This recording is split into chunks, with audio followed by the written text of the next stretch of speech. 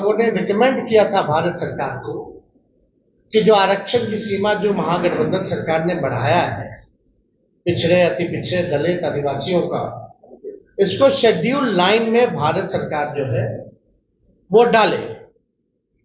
उस press conference में Janata Dal United के भी वरिष्ठ नेता लोग भी शामिल हुए थे मेरे नेतृत्व में, और ये बात स्पष्ट रूप से हम लोगों ने कहा था कि जो रिकमेंडेशन बिहार सरकार ने दिया है उसको तमिलनाडु के तर्ज पर, जो आरक्षण तमिलनाडु का शेड्यूल 9 में है, इससे कोई भी आरक्षण पे छेड़खानी नहीं हो सकती है, इसलिए इसको भी बिहार को उस तर्ज पे शेड्यूल 9 में डाला जाए।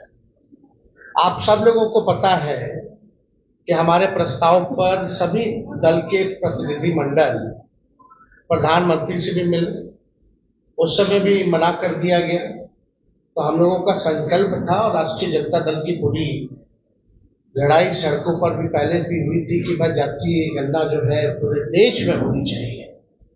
लेकिन जब हम लोग सत्ता में आए, 17 महीने जब हम लोग सरकार में रहे, तो इस काम को हम लोगों ने किया, लागू किया। और हम लोग शुरू से कहते थे कि भाजपा जातीय गणना के खिलाफ है।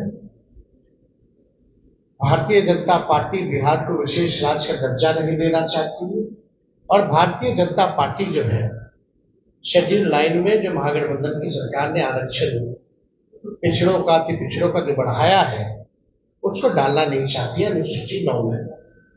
यानी तीनों चीज हम लोग उस समय भी शंकित थे कि कोई ना कोई कोर्ट चला जाएगा और इस प्रकार की बातें आएंगी। कोर्ट में ये मैटर गया और कोर्ट द्वारा जो है ये रोका गया। फिर ये मामला जो है अभी सुप्रीम कोर्ट में है, और हमने पहले भी कहा था कि अगर अनुसूची 9 में इसको नहीं डाला जाएगा तो हम लोग सड़कों पर आंदोलन करेंगे। और बिहार सरकार किस प्रकार से पक्ष रख रही है हमको, क्योंकि भरोसा नहीं है मौजूदा एनडीए सरकार पर, बिहार की सरकार पर, क्योंकि भाजपा जो है उसमें बड़ी पार्टनर है, और चाहे केंद्र में हो या बिहार में एनडीए की सरकार है। और मुझे पूरा भरोसा है कि एनडीए की सरकार चाहे बिहार वाली हो या देश में हो, ये नहीं चाहते हैं कि जो आरक्षण की सीमा बढ़ाई गई है उसको अनुसूची 9 में डालें। तो हम लोगों का पहले भी कहते कि हम लोग इसमें सुप्रीम कोर्ट में हम लोग जाएंगे, और हम लोग केवल इंतजार कर रहे थे भारत सरकार के जवाब का, जो कि स्पष्ट रूप से ये जवाब आप लोगों के समक्ष मिला है। इसमें यही सवाल पूछा गया था कि भाई क्या आरक्षण आप बढ़ाइएगा अनुसूची 9 में, स्पेसिफिकली जो है बिहार के शेड्यूल 9 में आप डालिएगा कि नहीं डालिएगा। तो भारत सरकार ने जवाब दिया है, no sir, the matter falls under the preview of the state government as per provision of the constitution. अब आप बताओ, ये सरासर भारत सरकार झूठ बोल रही है। अनुसूची 9 में यानी शेड्यूल 9 में डालने का अधिकार केवल भारत सरकार को ही है, राज्य सरकार को नहीं है। ये पूरी तरीके से झूठ बोला जा रहा है, संसद में झूठ बोला जा रहा है। और ये विषय अगर अनुसूची 9 में नहीं डालने का है या स्टेट मैटर है, तो ऐसा तो नहीं कि भाई हम लोगों के हटने के बाद नीतीश कुमार जी ने अनुसूची 9 का जो प्रस्ताव हम लोगों को कैबिनेट द्वारा भेजे थे, इन लोगों ने वापस ले लिया हो।